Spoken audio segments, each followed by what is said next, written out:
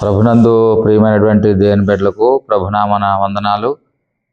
దేవుని బిడ్డలారా, ఈ యొక్క సమయంలో కొన్ని నిమిషాలు దేవుని యొక్క వాక్యాన్ని ధ్యానించుకుందాం. దేవుడి మహాకృప చేత మనల్ని మన కుటుంబాలను దేవుడు గడిచిన దినాలన్నీ కూడా ఆయన కృపలో మనల్ని అందరినీ కూడా కాచి కాపాడి ఉన్నాడు. అందుని బట్టి సమస్త ఘనత మహిమ ప్రభావాలు యేసుకే కలుగును గాక. దేవుని బిడ్డలారా, గతించినటువంటి ఆదివారము మరి యేసు ప్రభు వారి లోకానికి ఎందుకు వచ్చాడు అనేటువంటి అంశంలో భాగంగా ఆయన ఎందుకు వచ్చారో 3 విషయాలు మనము ధ్యానం చేసుకోవటం జరిగింది. ఈ క్రిస్మస్ ఈ డిసెంబర్ నెలలో మరి గతించినటువంటి నవంబర్ 25 నుంచి కూడా క్రిస్మస్ ఆనందము సంతోషము అనేక ప్రాంతాల్లో జరుపుకుంటున్నారు దేవుని బిడ్డలారా. మరి గడిచినటువంటి దినాల నుంచి కూడా క్రిస్మస్ ఆనందంలో సంఘాలు, సంఘ బిడ్డల కుటుంబాలు, దేశ విదేశాల్లో కూడా దేవుని యొక్క బిడ్డలుగా ఉన్నటువంటి వారందరూ కూడా ఎంతగానో సంతోషించే దినాల్లో మనం ఉన్నాం. దేవుని బిడ్డలారా, మరి గడిచిన ఆదివారంలో ఆయన ఈ లోకానికి ఎందుకు వచ్చాడు అనేటువంటి అంశంలో భాగంగా మరి ఆయన లేఖనాలు నెరవేర్చుట కొరకే వచ్చి ఉన్నారని మొదటిగా ఒక విషయాన్ని తెలియపరిచాను. రెండోదిగా పాపులను రక్షించడానికి క్రీస్తు యేసు లోకానికి వచ్చాడు అని మొదటి తిమోతి రాష్ట్ర పత్రిక 1:15 ప్రకారంగా కొన్ని విషయాలు మనం ఆదివారం ధ్యానించుకున్నాం. మూడోదిగా మనం చూస్తుంటే ఆయన ఎందుకు వచ్చాడంటే నశించిన దానిని వెతికి రక్షించడానికి వచ్చాడని మరి లోకాసు వార్త 19:10 మనం ధ్యానం చేసుకోవటం జరిగింది. ఈరోజు నాలుగోదిగా ఆయన లోకానికి ఎందుకు వచ్చాడో అన్న దాని గురించి కూడా ధ్యానించుకుందాం. చిన్న ప్రార్థన చేసుకుందాం. మహాపరిశుద్ధుడైన తండ్రి, ప్రేమగల ప్రభువా, కొద్ది నిమిషాలు నీ వాక్యాన్ని ధ్యానించడానికి మేము ఇష్టపడుచుండగా పరిశుద్ధాత్మ దేవ మధ్యన నుండి మాతో ఉండండి. నీ బిడ్డలందరితో మాట్లాడండి. ఈ యొక్క క్రిస్మస్ మాసంలో డిసెంబర్ నెలలో అనేక చోట్ల క్రిస్మస్ ఆనందాన్ని బిడ్డలైన మేము అందరం కూడా అనుభవించి సంతోషించుకునే భాగ్యాన్ని, సర్వలోక ప్రజలు కూడా రక్షణ పొందడానికి మీరు వచ్చినటువంటి ఆ యొక్క పుట్టుకను స్మరించుకొనుచు మరి ప్రపంచ దేశాలన్నిటిలో కూడా ఈ క్రిస్మస్ ఆనంద దినాల్లో ఉంటుండగా మీరు ఈ లోకానికి ఎందుకు వచ్చారో సత్యాన్ని ప్రతి ఒక్కరూ తెలుసుకోవడానికి నీ కృప దయచేయండి తండ్రి. కొద్ది నిమిషాలు మాట్లాడుచునగా మీరే నీ బిడ్డలతో మాట్లాడండి. ఈ కార్యక్రమం చూసిన వారందరినీ దీవించండి. యేసయ్య నామములో అడుగుచున్నాము తండ్రి, ఆమేన్. దేవునికి స్తోత్రం. ప్రభువునందు దేవుని బిడ్డలారా, మరి ఈ యొక్క డిసెంబర్ నెలంతా కూడా ఎక్కడ చూసినా క్రిస్మస్ హడావుడిలో ఉంటున్నాం కాబట్టి ఈ యొక్క నెలంతా కూడా క్రిస్మస్ గురించిన వర్తమానాలు వింటాం. ప్రపంచంలో ఎన్నో పండుగలు జరుపుకుంటారు. కొన్ని రాష్ట్రాలకి, కొన్ని చోట్ల పల్లెలకి ఆ పల్లి పండుగలు ఉంటాయి. కొన్ని ప్రాంతాల్లో, కొన్ని పట్టణాల్లో కొన్ని పండుగలు ఉంటాయి. కానీ క్రిస్మస్ అనేది ప్రపంచంలో అన్ని దేశాలు కూడా జరుపుకునేటువంటి ఏకైక ఇంటర్నేషనల్ పెద్ద పండుగగానే మనం చెప్పుకోవాలి. ఎందుకంటే ఏ దేశంలో చూసినా ఇప్పటికే సోషల్ మీడియాలో మరి ఎక్కడ చూసినా మరి క్రిస్మస్ సందడి మనం చూస్తున్నాం. క్రిస్మస్ గురించిన పాటలు, క్రిస్మస్ గురించి ట్రీట్స్, క్రిస్మస్ గురించినటువంటి మరి ఆరాధనలు ఎక్కడ చూసినా సోషల్ మీడియాలో మనం చూస్తున్నాం. అంటే ఇది ప్రపంచవ్యాప్తంగా జరుపుకున్నటువంటి ఒక పెద్ద అద్భుతమైనటువంటి పండుగ. ఆయన లోకం రావటమే మనకు పెద్ద సంతోషము. మరి కొన్ని సంఘాల వారు జరుపుకుంటారు, కొన్ని సంఘాల వారు జరుపుకోరు, కొంతమంది విమర్శిస్తారు. ఎవరు అంతమంది ఎన్ని రకాలుగా విమర్శించినా, ఎన్ననుకున్నా యేసుక్రీస్తు లోకానికి వచ్చాడు. ఆయన మన కొరకు ప్రాణం పెట్టాడు, మన కొరకు చనిపోయాడు, మన కొరకు తిరిగి లేచాడు. మన కొరకే మనందరి రక్షణ నిమిత్తమై, నిత్య జీవన నిమిత్తమై మనందరినీ కూడా త్వరలో తీసుకెళ్ళడానికి ఆయన త్వరలో రాబోతున్నాడు. దేవునికే మహిమ కలుగును గాక, దేవునికి స్తోత్రం కలుగును గాక. దేవుని బిడ్డలారా, ఈరోజు 4వ విషయాన్ని మనము ధ్యానం చేసుకుందాం. 4వదిగా చూస్తున్నట్లయితే మత్తయి సువార్త 6వ అధ్యాయము, మత్తయి సువార్త 5వ అధ్యాయము 17వ వచనాన్ని మనము చూసినట్లయితే ఆయన లోకానికి ఎందుకు వచ్చారు అంటే, ధర్మశాస్త్రమునైనను ప్రవక్తల వచనములైనను కొట్టివేయవచ్చునని తలంచవద్దు, నెరవేర్చుటకే గాని కొట్టివేయుటకు నేను రాలేదు.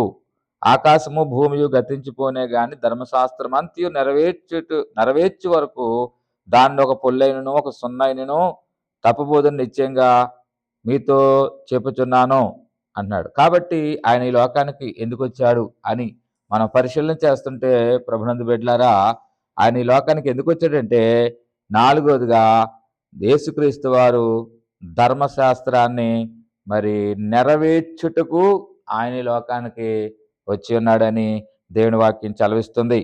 మరి ధర్మశాస్త్రం అంటే ఏంటి? బైబిల్లో ధర్మశాస్త్రము అంటే లా అనే పదము ప్రధానంగా 3 అర్థాలతో వస్తుంది. మోషే ద్వారా ఇశ్రాయేలుకి ఇచ్చిన ధర్మశాస్త్రము, ఇది పాత నిబంధనలో ఉన్న 613 ఆజ్ఞలు. Moral, civil, ceremonial. మోరల్ అనగా 10 ఆజ్ఞలు, నీతిబద్ధమైన జీవము. సివిల్లా ఇశ్రాయేలు దేశానికి సంబంధించిన సామాజిక నియమాలు. సెరిమోనియల్లా యాజకత్వం, బలులు, పండుగలు, శుద్ధ నియమాలు. అలాగే రెండోదిగా చూస్తుంటే ప్రవక్తల గ్రంథములో మోషే తర్వాత వచ్చిన ప్రవక్తలు దేవుని మాటలను ప్రకటించిన వాక్యాలు. మూడోదిగా గ్రంథ సమూహాలు మొత్తము పాత నిబంధన. యూదుల దృష్టిలో ధర్మశాస్త్రం ప్లస్ ప్రవక్తలు అంటే పాత నిబంధన మొత్తము. యేసు పాత నిబంధనలో చెప్పబడిన ప్రతిదాన్ని కూడా నెరవేర్చడానికి ఆయన వచ్చాడని అర్థం. కాబట్టి ధర్మశాస్త్రం నెరవేర్చడానికే వచ్చానంటే అర్థం ఏంటంటే, యేసు ధర్మశాస్త్రాన్ని 3 విధాలుగా నెరవేర్చాడు. ఒకటి, తన జీవితము ద్వారా ధర్మశాస్త్రం సంపూర్ణంగా ఆచరించాడు. మనిషి ఎవరు పూర్తిగా ఆజ్ఞలు పాటించలేకపోయారు, కానీ యేసు ఒక పాపం చేయలేదు, ఒక ఆజ్ఞ ఉల్లంఘించలేదు. దేవుని ప్రేమ, మనుషుల ప్రేమ రెండింటినీ పరిపూర్ణంగా చేశాడు. యేసు సంపూర్ణ పరిశుద్ధ ధర్మములను నెరవేర్చింది. రెండోదిగా ధర్మశాస్త్రం సూచించిన బలులు తన ద్వారా పూర్తి చేశాడు. పాత నిబంధనలో బలులన్నీ సూచనలే. పశుబలి, యజ్ఞాలు, గొర్రెపిల్ల, అలాగే పాపంలో ఉన్నటువంటి వారికి విడుదల నిమిత్తము రక్త బలులు, బలియాగాలు. ఇవన్నీ తాత్కాలికంగా పాపం శాశ్వతంగా తీలేదు కాబట్టి యేసు ఒక్కడే బలిగా శాశ్వతంగా మానవ పాపాలు తొలగించడానికి ఆయనే లోకపాప మోసుకున్న దేవుని గొర్రెపిల్లగా దాన్ని నెరవేర్చినట్లుగా మనం చూస్తున్నాం. ఎబ్రీ పత్రిక 1-10 వచనాలు మనం చూస్తే మనకు అర్థమవుతుంది. మూడోదిగా ప్రవచనాలన్నీ తనలో నెరవేరాయి. పాత నిబంధనలో 300 పైగా యేసుని గురించిన ప్రవచనాలు ఉన్నాయి. బెత్లెహేములో పుడతాడని, కన్యక ద్వారా పుడతాడని, అద్భుతాలు చేస్తాడని, సిలువ వేయబడతాడని, 3 రోజులు లేచి వస్తాడని అన్ని యేసయ్యలో నెరవేర్చినట్లుగా నెరవేర్చాడు చూసాం. దేవునికి స్తోత్రం. యేసు ఎందుకు ధర్మశాస్త్రాన్ని రద్దు చేయలేదు? యేసయ్య ఎలా అన్నాడు, ఒక అక్షరము కానీ ఒక బొట్టు కానీ తొలగపోదు. మత్తయి 5:18 మనము చదివాం కదండి. ఆకాశము భూమి గతించిపోయినా కానీ ధర్మశాస్త్రవంతులు నెరవేరే వరకు దాని నుండి ఒక పొల్లైనను ఒక సున్నైనను తప్పుపోదని నిశ్చయంగా మీతో చెప్పుచున్నాను అన్నాడు. అంటే అర్థం ఏంటంటే, యేసు రాకతో ధర్మశాస్త్రం మనపై భారంగా ఉండదు. ఆయనను నమ్మినప్పుడు ధర్మశాస్త్రం కోరిన నీతి మనకు ఇచ్చారు. పాత నిబంధనల పండుగలు, నియమాలు, బలులు, శుద్ధ నియమాలు ఇంకా మనకు అవసరం లేదు. కానీ నైతికాజ్ఞలు, ప్రేమ, పవిత్ర, నిజాయితీ అన్నీ వర్తిస్తాయి ఇంకా. కాబట్టి ధర్మశాస్త్రాన్ని ఆయన మరి పాత నిబంధన దళంలో ఉన్నటువంటి ఆయన యొక్క ధర్మశాస్త్రాన్ని ఎక్కడ ఆయన కొట్టివేయలేదు, కానీ దాన్ని నెరవేర్చి సంపూర్ణం చేయడానికే వచ్చాడు. ధర్మశాస్త్రము ఏదైతే చేయజాలలేకపోయిందో దాన్ని సంపూర్ణంగా యేసయ్య నెరవేర్చి ధర్మశాస్త్ర నియమ నిబంధనలన్నిటికి లోబడి దాన్ని నెరవేర్చినట్లుగా నెరవేర్చడానికే ఆయన వచ్చాడని దేవుని వాక్యం చలవిస్తుంది. కాబట్టి దేవుని బిడ్డలారా, ఆయన ఎందుకు వచ్చాడంటే, ధర్మశాస్త్రము పాపం ఏంటో ఎత్తు చూపిస్తుంది, కానీ అది మనకి తీజాలేదు. దానిని నెరవేర్చాడు. అదేదైతే చేయలేదో దాన్ని ఆయన సిలువలో ఆయన లోకానికి వచ్చి ధర్మశాస్త్ర కార్యమంతా నెరవేర్చి దాన్ని సంపూర్ణంగా దేవుని చిత్తంలో నెరవేర్చాడు. దేవునికి స్తోత్రం కలిగిన గాక. ఈరోజు దేవుని బిడ్డలారా, మనం ఈ నేటి దినాల్లో ఆయన యొక్క పుట్టుక దినాల్లో ఆయన లోకానికి ఎందుకు వచ్చాడంటే, ధర్మశాస్త్రమైన ప్రవక్తల వచనాలను కొట్టివేయలేదు కానీ తలంచొద్దు కానీ నెరవేర్చడికే వచ్చి ఆయన దాన్ని సంపూర్ణం చేసినట్లుగా మనం చూస్తున్నాం. కాబట్టి నాలుగోదిగా చూస్తుంటే ఆయన ధర్మశాస్త్రాన్ని నెరవేర్చడానికి వచ్చాడండి. మరి నాలుగోదిగా చూసాం. ఐదోదిగా చూసినట్లయితే మత్తయి సువార్తలో దేవుని బిడ్డలారా మరి ఈ 4వ అధ్యాయంలో మనం చూసినట్లయితే మత్తయి సువార్తలో దేవుని వాక్యం ఈ రీతిగా చలవిస్తుంది. మత్తయి సువార్త మరి 4వ అధ్యాయము 12 నుంచి మనం కొన్ని వచనాలు చూస్తుంటే, యోహాను చెరబెట్టబడిన యేసు విని గలిలయకు తిరిగి వెళ్ళి నజరేతును విడిచి జెబులూను నప్తాలి దేశపు ప్రాంతంలో సముద్రమందలి కపెర్నహూముకు వచ్చి కాపురముండెను. జెబులూను దేశమును నప్తాలి దేశమును యొర్దానుకు ఆవలున్న సముద్ర తీరమున అన్ని జనులు నివసించుచు గలిలయ చీకటిలో కూర్చున్న ప్రజలను గొప్ప వెలుగు చూసిరి. మన ప్రదేశంలో మరణఛాయలో కూర్చున్న వారికి వెలుగును ఉదయించెను అని ప్రవక్త యెషయా ద్వారా పలకబడినది నెరవేరినట్లు ఇలాగ జరిగెను. చూడండి, 5వదిగా మనం చూస్తుంటే ఆయన ఎందుకు వచ్చాడంటే, దేవుని బిడ్డలారా, చీకటిలోనున్న ప్రజలను, మరి మరణ ఛాయలో ఉన్నటువంటి ప్రజలను అక్కడ గొప్ప వెలుగు ఉదయించినని దేవుని వాక్యం చలవిస్తుంది.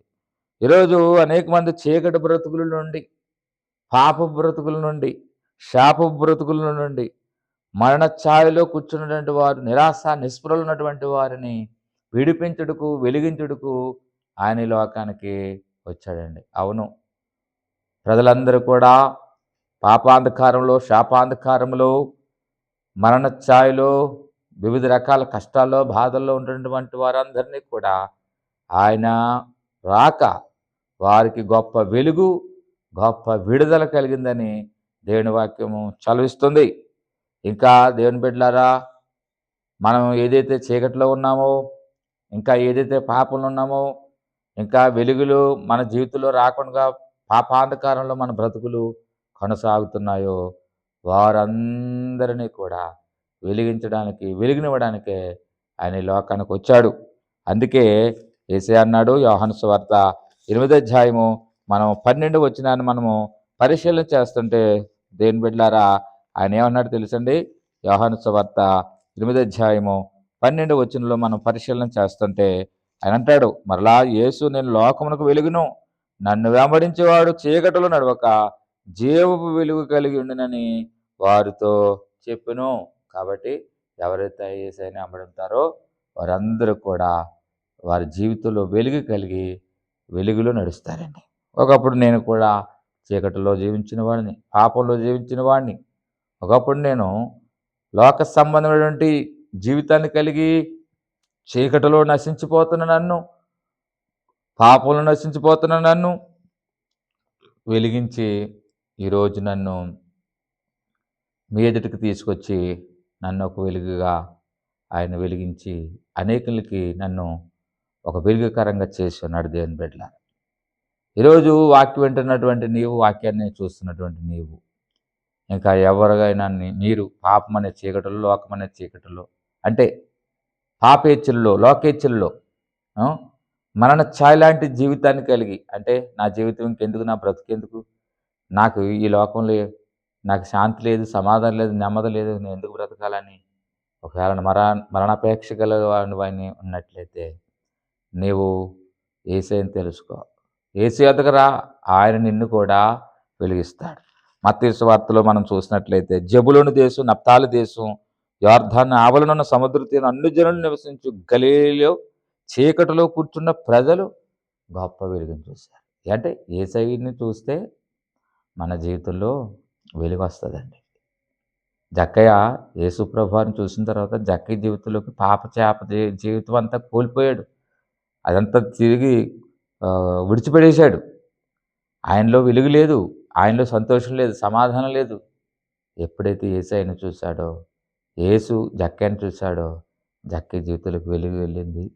పాపం అంతా కూడా త్రోసివేయబడింది.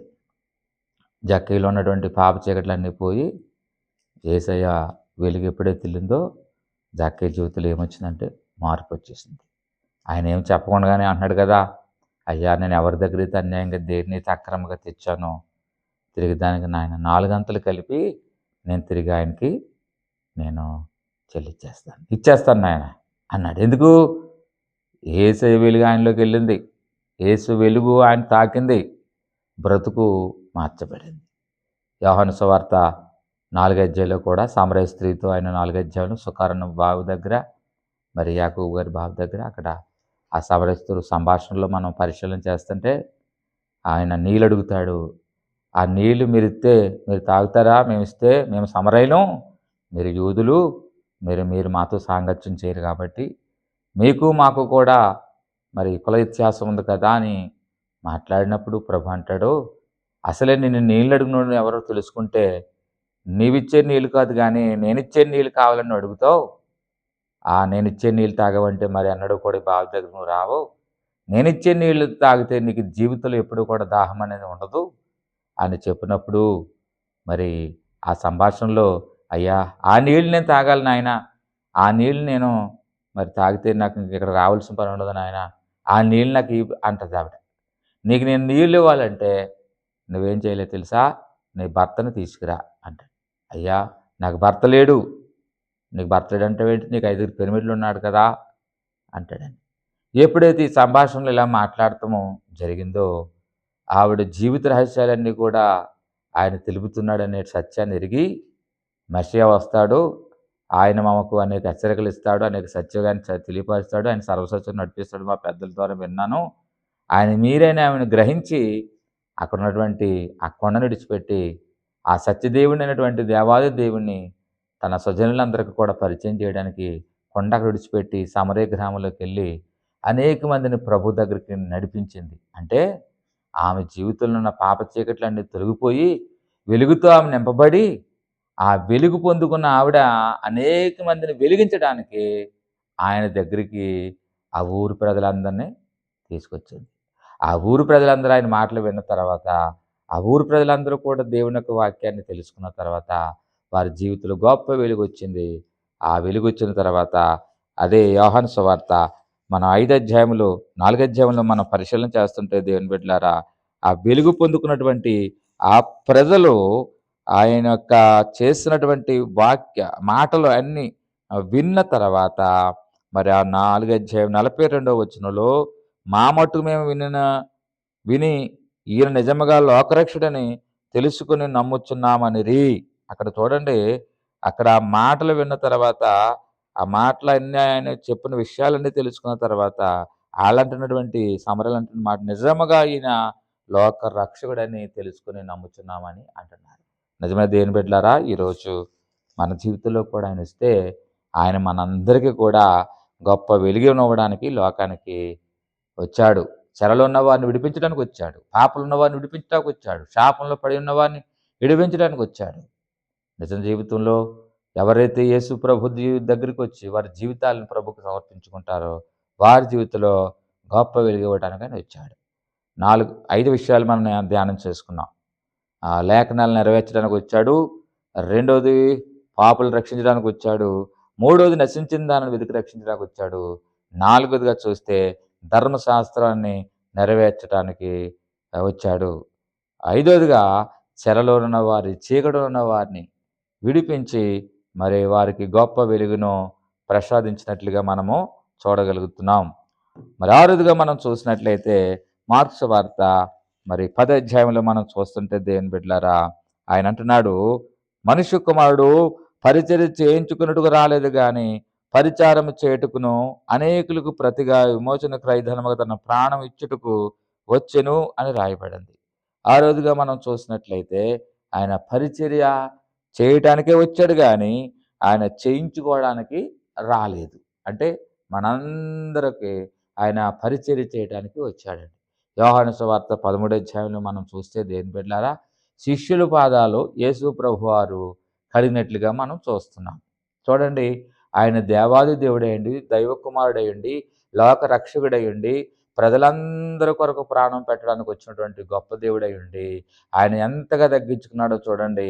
శిష్యుల పాదాలు కడుగుతాడు. పేతురు అంటాడు, అయ్యా మీరు కడగటం ఏంటి నాయన, నేనే మీ పాదాలు కడగలను, మిమ్మల్ని నేను కడగలను నాయన అని ఆయన ఎంతగానో అంటే మరి ప్రభువు తనను తాను తగ్గించుకుని ఇదిగో మరి ఈ కార్యం నేను చేయాలి అని చెప్పేసి ఆ యోహాను సువార్త మనము బాగా పరిశీలన చేస్తుంటే దేవుని బిడ్డలారా ఆ వచ్చిన భాగాలను మనం పరిశీలన చేస్తుంటే ఆయన నడానికి మరి అత్తమాలు కట్టుకుని ఆయన ఎంత తగ్గించుకుని ఆ పరిచర్యలో ఆయన పాలిభాగస్తుడవాడు మరి మనం చూసినట్లయితే చూడండి 6వ వచనంలో 13వ అధ్యాయంలో 6వ వచనంలో ఇట్లు చేయుచు ఆయన సీమోను పేతురు వద్దకు వచ్చినప్పుడు అతడు ప్రభువా నీవు నా పాదములను కడుగుదువా అని ఆయనతో అనెను. అందుకు యేసు నేను చేయుచున్నది ఇప్పుడు నీకు తెలియదు గాని ఇక మీదట తెలుసుకుందువని అతనితో చెప్పగా పేతురు నువ్వెన్నడూ నా పాదాలు కడగరాదని ఆయనతో అనెను. అందుకు యేసు నేను నిన్ను కడిగిన యెడల నాతో నీకు పాలు లేదనెను. సీమోను పేతురు ప్రభువా నా పాదములు మాత్రమే కాక నా చేతులు నా తల కూడా కడగమని ఆయనతో చెప్పెను. యేసు అతను చూచి స్నానం చేసిన వాడు పాదములు తప్ప మరి ఏమీ కడుక్కొనక్కర్లేదు. అతడు కేవలం పవిత్రుడాయను. మీరు పవిత్రులు కాని మీలో అందరూ పవిత్రులు కారనను తను అప్పగించే వారిని ఎరిగి కనుక మీరు అందరూ పవిత్రులు కారని ఆయన చెప్పెను. వారి పాదాలు కడిగి తన పై వస్త్రమును వేసుకుని తర్వాత ఆయన మళ్ళా కూర్చుండి నేను మీకు చేసిన దాని పని మీకు తెలిసిందా? బోధకుడని ప్రభువని మీరు నన్ను పిలుచున్నారు. నేను బోధకుడని ప్రభువునని గనుక మీరిట్లు పిలుచుట న్యాయమే. కాబట్టి ప్రభువు బోధకుడై మీ పాదాలు కడిగిన యెడల మీరు ఒకరి పాదములు ఒకరు కడగవలసినదే. నేను మీకు చేసిన ప్రకారం మీరును చేయవలెనని మీకు మాదిరిగా ఇలాగు చేసితిని. దాసుడు తన యజమాని కంటే గొప్పవాడు కాదు. పంపబడిన వాడు తన పంపిన వాడి కంటే గొప్పవాడు కాడని మీతో నిశ్చయముగా చెప్పుచున్నాను. దేవునికి స్తోత్రం కలుగును గాక. దేవుని బిడ్డలారా మరి చదివిన భాగంలో చూస్తుంటే ఆయన ఎంతగా తగ్గించుకున్నాడో చూడండి. ఆయన పరిచర్య చేయడానికి వచ్చాడు. ఆయన చెప్పడమే కాదండి. ఆయన తన నిజ జీవితంలో చేసి చూపించి మనకు మాదిరి ఉంచిపోయాడు.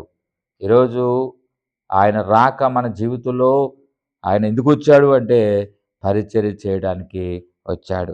అదే 10వ అధ్యాయము 45వ వచనంలో 2వ భాగంలో చూస్తుంటే అంతేకాదు అనేకులకు ప్రతిగా విమోచన పరిచర్య చేయుటకును అనేకులకు ప్రతిగా విమోచన క్రయధనగా తన ప్రాణం ఇచ్చుటకును వచ్చెనను.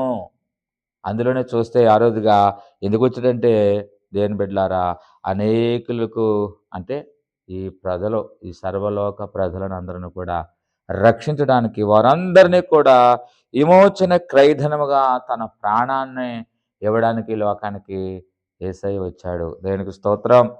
యేసు ప్రభు వారు కొందరికే దేవుడు కాదండి. 10వ అధ్యాయం అపోస్తలుల కార్యం 36వ వచనంలో యేసుక్రీస్తు అందరికీ ప్రభువు. యోహాను సువార్త 3వ అధ్యాయం 16వ వచనంలో దేవుడు లోకాన్ని ఎంతో ప్రేమించాడు. ఎంతో అంటే ఈ లోకంలో ఉన్నటువంటి సకల ప్రజలందరినీ కూడా అందరి కొరకు ప్రాణం పెట్టాడు. ఈరోజు ఈ వాక్యం వింటున్నటువంటి నీవు దేవుని బిడ్డ, దేవుని కుమారుడా, కుమార్తె కేవలం క్రైస్తవుల కొరకే కాదు, మనలో ఉన్నటువంటి ఈ ప్రపంచ భూభాగంలో ఉన్నటువంటి సకల జనుల కొరకు యేసయ్య ఈ లోకానికి వచ్చాడు. సకల జనులు పాపాల మీదే తన ప్రాణం పెట్టాడు. క్రైస్తవులకే కాదండి దేవుడు సకల జనులకు ఆయన దేవాది దేవుడై ఉన్నాడు. సకల ప్రజల రక్షణ కొరకే ఆయన ప్రాణం పెట్టాడు. నువ్వు నమ్మున నమ్మకపోయిన ఒక దినం వస్తుంది. ఆ దినాన్ని ఆయన ఎంత గొప్ప దేవుడో మనకు తెలిసి ఈరోజు వస్తుంది. ఆ టైంకి నువ్వు రక్షణ పొందుతావో రక్షణ పొందకుండా ఉంటావో నీవే ఇప్పుడే నీ జీవితాన్ని స్వపరీక్ష చేసుకోవాల్సిందిగా దేవుని పేట తెలియపరుచున్నాను. అందుకే యోహాను సువార్త మరి 10వ అధ్యాయము మనం ఆ యొక్క 10వ వచనాన్ని మనము పరిశీలన చేస్తుంటే దేవుని బిడ్డలారా ఇక్కడ దేవుని వాక్యము ఈ రీతిగా చలవిస్తుందండి. యోహాను సువార్త 10వ అధ్యాయము మరి అక్కడ మనం పరిశీలన చేస్తుంటే 2వ భాగంలో ఆయన ఎందుకు వచ్చాడు అందులోనే చెప్తున్నాడు. దొంగతనమును హత్యను నాశనం చేయుటకు వచ్చును కానీ మరి దేనికి రాడు. నేనైతే అంటే అక్కడ లేదు కానీ గొర్రెలకు జీవం కలిగినట్లు అది సమృద్ధిగా కలుగుటకు నేను వచ్చునని మీతో నిశ్చయముగా చెప్పుచున్నాను. నేను గొర్రెలకు మంచి కాపరిని. మంచి కాపరి గొర్రెల కొరకు తన ప్రాణము పెట్టెను. ఆయన ఎందుకు వచ్చాడో తెలుసండి. అనేకులను విడిపించడానికి, అనేకులను మరి నిమిత్తం ఆయన నిత్య జీవం ఇవ్వటానికి తన యొక్క ఈ లోకానికి ఒక గొర్రె వలె చూడండి. ఆ యోహాను 1 అధ్యాయం 19వ వచనంలో ఇదిగో లోకపాపం మోసుకొని దేవుని గొర్రె పిల్ల అంటున్నాడు అక్కడ యోహాను గారు. అంటే ఈ లోకంలో నశించిపోతున్నటువంటి ప్రజలందరి నిమిత్తమై ఆయన గొర్రెలకు మంచి కాపరుగా ప్రధాన కాపరుగా వచ్చి ఆయన నీ కొరకు నా కొరకు మనకు నిత్య జీవం ఇవ్వటానికి అది సమృద్ధిగా ఇవ్వటానికి ఆయన వచ్చినట్లుగా దేవుని యొక్క వాక్యాన్ని మనము చూడగలుగుతున్నాము. అలాగే మరి ఎందుకు వచ్చాడు అంటే ఇంకా మనం చూస్తున్నట్లయితే దేవుని బిడ్డలారా ఆ యొక్క మొదటి యోహాను పత్రిక మరి 3వ అధ్యాయము 8వ వచనంలో మనం చూసినట్లయితే ఆయన ఇంకా ఎందుకు వచ్చాడంటే దేవుని యొక్క వాక్యము ఈ రీతిగా చలవిస్తుంది. మొదటి యోహాను పత్రిక, మరి ఈ పత్రికలో 3వ అధ్యాయము 8వ వచనంలో చూస్తున్నట్టే అపవాది యొక్క క్రియలను లయపరచడానికి ఆయన ఈ లోకానికి వచ్చాడండి. చూడండి, అపవాది మొదటి నుండి పాపం చేయుచున్నాడు కనుక పాపం చేయువాడు అపవాది సంబంధి. అపవాది యొక్క క్రియలను లయపరచుటకి దేవుని కుమారుడు ప్రత్యక్షమాయను. మరి మనక్కడ 8వ చూసినట్లయితే అపవాది క్రియలను లయం చేయడానికి ఆయన ఈ లోకానికి వచ్చాడండి. అపవాదిగాడు మొదటి నుంచి మోసం చేస్తున్నాడు. పాపం చేసి ప్రజలను వాడి పాపంలో ఉన్నాడు. అనేక మందిని పాపంలోకి దింపుతున్నాడు. అనేక మంది పాపంలో వాడు జీవింప చేస్తూ అనేక మందిని పాప మార్గంలో నడిపించేస్తున్నాడు. ఈ లోకంలో అపవాది క్రియలు, అపవాది యొక్క తంత్రాలు మానవుని జీవితంలో వాడు ప్రవేశపెట్టి మానవులందరినీ కూడా తన వైపు ఆకర్షించుకుంటూ ప్రజలందరూ కూడా నిత్య నరకానికి తీసుకెళ్ళి నడిపించే మార్గంలో అపవాదిగాడు తన క్రియలు తను చేసుకుంటూ, తన పనులు తాను చేసుకుంటూ అనేక మందిని పాడు చేస్తూ ఉన్నాడు. అయితే దేవుని బిడ్డలారా, వాడి యొక్క క్రియలన్నిటినీ కూడా, వాడు చేసేటువంటి కార్యాలన్నిటినీ కూడా మరి ఆయన నశింపు చేయడానికి, లయపరచడానికి ఆయన లోకానికి రావాల్సి వచ్చిందండి. దేవునికి స్తోత్రం.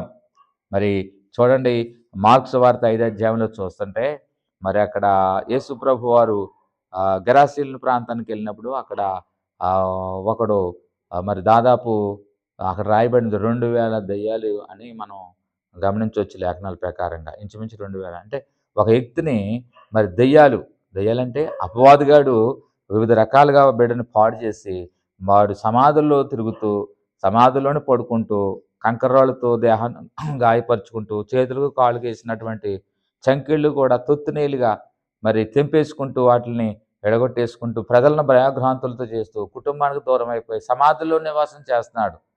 మరి వాడిని అలాగా చేసినటువంటి వాడు ఎవడంటే సాతానుడు.